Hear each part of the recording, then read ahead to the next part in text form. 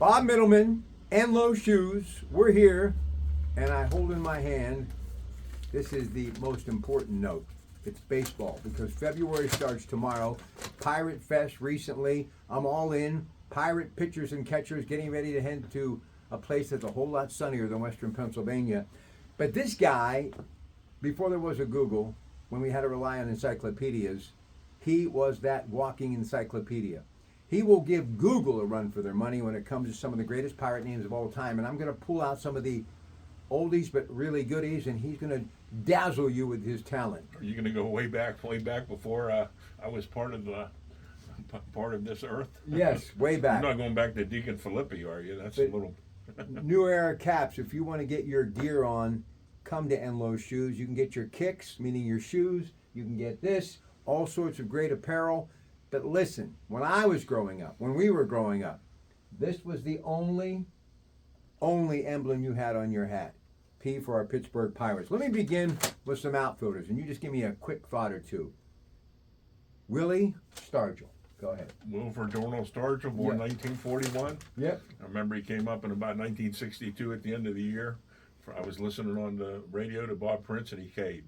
I said, I don't know about this guy. Bobby, but can you imagine? Played left field, ended up at first base. Can you imagine if you had a player like him today? Well, he'd only be here for 4 years, and then we'd dump him. All right.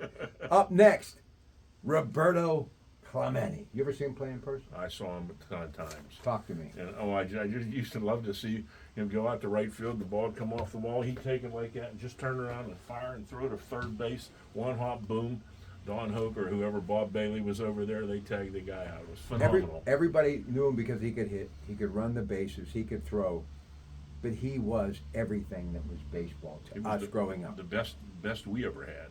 Maybe never No to be doubt about seen it. that likes again. Never. All right. And I got to mention this guy, Barry Bonds. What a player. He was a good one. He was.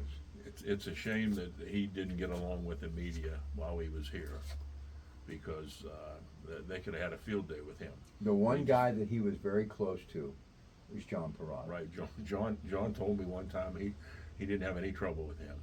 John Parada was the greatest baseball beat writer to ever walk the earth, in my opinion. I agree with you 100%. I don't think people realize. None of these guys around here can touch him. No, and you know what's a shame?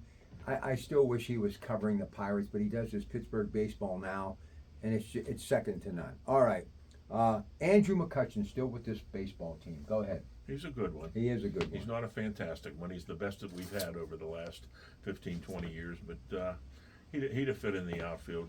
I compare him a lot to Al Oliver.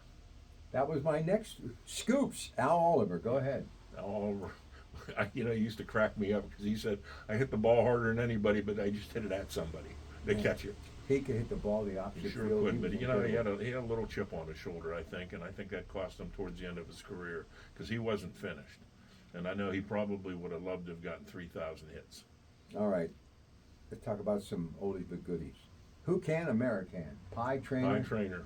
And Paul Wainer. Little poison, big poison. Go ahead. A funny story about Paul Wainer. He played in the 20s.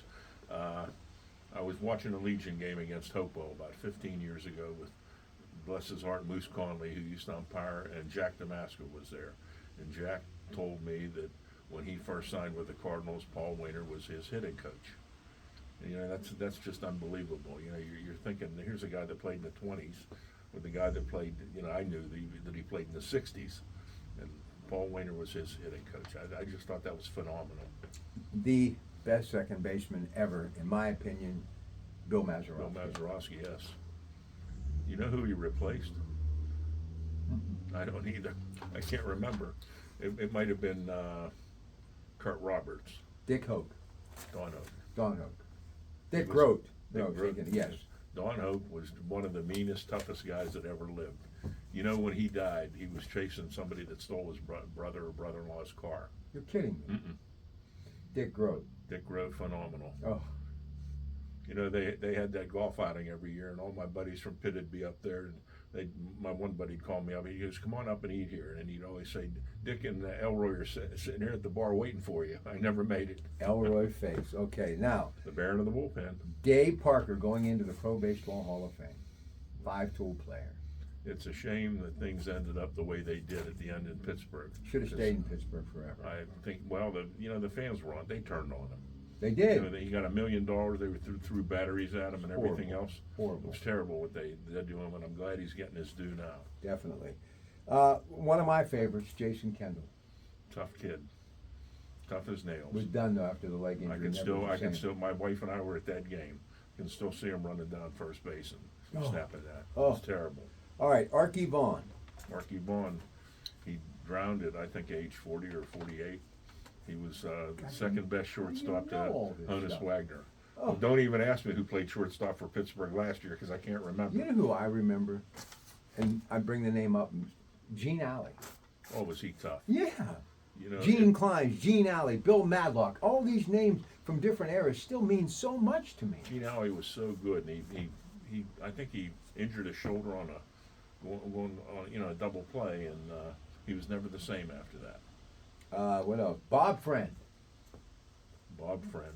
Wow. Boy, you talk about thrown innings.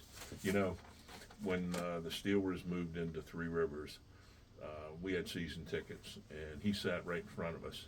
So in 72 or 73, whenever it is, when Aaron was going for the record, I leaned up to him and I said, "How many home runs did Hank Aaron hit off you?" And he got very indignant. And he turned around and he said, "Well, you know, I pitched against the Braves more than anybody else. You know that, don't you?" I said, "Oh, I didn't know that. But how many home runs did he hit off you?" We just lost him, Bob Veal. Oh, boy, was he tough. He was. He could throw. Steve Blass. People forget the 2 complete games, the 71 World Series. Yeah. He was an ace. Incredible. I just felt so bad when he just went the other way. But as bad as it was a gift for us who loved good storytellers. He ended up on the other side of the microphone and just did such a great job for so long. We ran into him at Pirate Fest. My son was probably 6 or 7 years old, and my wife is a big fan of Blass's. And we went up there, and he took his ring off and let my son put it on, and he was just thrilled. Big deal, man. Mhm. That's a It great was a stuff. big deal. All right, John Candelaria, the Candy Man. He was, I would call him an enigma. Do you know whose rebound record he broke in high school? No. Kareem Chamberlain? Abdul-Jabbar. Oh, is that right? No, didn't I know could be that. off a little bit, but I think I'm right about that. All right, I remember very first thing I covered, hot stove luncheon at Three Rivers, and Myron came over and befriended me. Doug Dravick, when he came over in that deal from Houston. Doug Dravick, really a good pitcher. Oh, he was. I don't think they should have taken him out. No, No. no. History would have been totally different. Totally different. Richie Hebner. He used to love those Town Talk commercials with him. You know, Richie Hebner's over there at third base. He's checking out all the chicks on the third base line there. But they had that Town Talk commercial. They hit a pop up to third, and he goes like this, and all of a sudden turns around sniffing, and then you see the ball on the ground and Richie's glove on the ground, and he's over there with the. I wish I could find that on YouTube. I can't. Town Talk bread. Mhm. Kind of like Keystone Bakery bread for those of us in Beaver County. Right. Kent DeCaldy. What a great pitcher. You know, he came up so late, and he pitched till he was about 42, 43. Mm-hmm. You know, he was a great pitcher. He for was. us. Great pitcher. We were always lucky to find bullpen guys. You know, the other bookend of that Jason Kendall era, and we don't talk about him enough. The man he could play, Brian Giles. Oh, was he tough? Mhm. You don't even hear about him. He stacks up there probably in their top 10, no doubt. All right, I'm getting some good ones here for you now. Jay Bell. Jay Bell. You know, I wasn't so sure about that deal when they made it. I think they traded Felix Fermin for him, who was a solid shortstop. And Jay Bell came up and he couldn't hit, and they sent him back down. But he came back, and what a wonderful career he had. He did have a wonderful career. Jason Bay. Jason Bay, he's another one. I put him right below Brian Giles. Yep, He had a solid career. absolutely did. Bobby Bonilla. Still getting Is $1 he still million getting paid? every July 1st, yep, from the Mets. Yeah, they had to trade about 5 guys to get him back. They lost him in the Rule 5 draft. I heard today that Pete Alonso, who I'd like to see the Pirates take. I'd like to see them get a hold of him. Did he sign? He didn't sign with the Reds, did he? I'm hearing he may go with the Mets at 70 mil. You see where Mr. Francona's already making some moves with the Reds. Mhm. They're going to be, I'm telling you, they're going to be probably the most improved team Sure they in are. the division. And you know what? And they've not, although they're probably in the same situation as the Pirates as far as money goes. Right. Maybe probably less because he just won't spend it. But you know, about 8-10 years ago, they went all out and they signed all those guys to long-term contracts. They're finally just getting out of them now, so they ought to have a lot of money to spend. John Smiley. John Smiley, doesn't he live down in Baden or Not too down far. that way? Mm-hmm. Good He pitcher. was a good pitcher. That was the beginning of the end when they started dumping people. They sent him to Minnesota, I think. And when he left town, it was really sad. Manny Sanguian. Yeah, I just love that guy. Me too, man. He could get out of bed at 4 in the morning and go out there in the pitch black and hit a double. Yeah. With And those that was when bed the pitcher was. slats.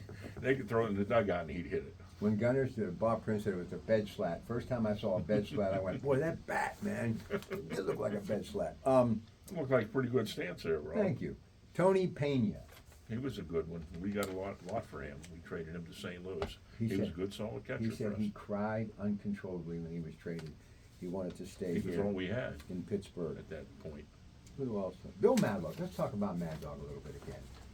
Batting champ, strong He glove. was a good, solid ball player. When he got here, I wasn't so sure about him because they always used to say he was a troublemaker. But you know, who said that? Some writer he didn't talk. You know, you think back now, some writer he wouldn't talk to. The guy goes 0 for 3 one day, and the guy comes up there in his face, and he's, you know, get the heck out of here, leave me alone. So now he's a troublemaker.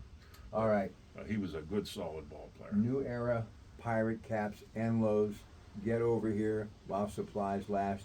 Be proud of your hometown team because that's what he is at Enelows since 1954. The perfect fit. Have a great rest of your day. Don't forget all weekend long, KDKA Radio, 5 a.m., bright and early, those Coons Market Sports Reports every half hour beginning at 5:15 a.m. in the Coons Market Black and Gold Sunday Show. That, of course, every Sunday after local news at 11. There's always more sports at 93.7thefan.com. It's been great, Rob. Thank you.